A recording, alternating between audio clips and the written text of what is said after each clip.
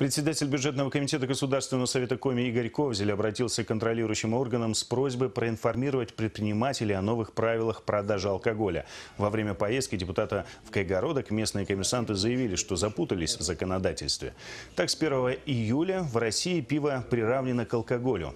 А с 16 июля вступает в силу региональный закон. Он продлевает время запрета на продажу алкоголя на 1 час с 22 часов до 8 утра.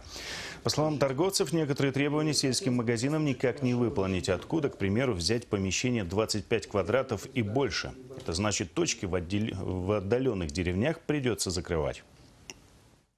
Сегодня мы услышали ряд предложений от общественности и населения. Мы обязательно их учтем при формировании предложений на осенние парламентские слушания на тему ограничения продажи алкоголя. Жители Кайгородского района предложили установить видеокамеры в местах торговли спиртным и ограничить продажу алкоголя с 20:00 до 11:00.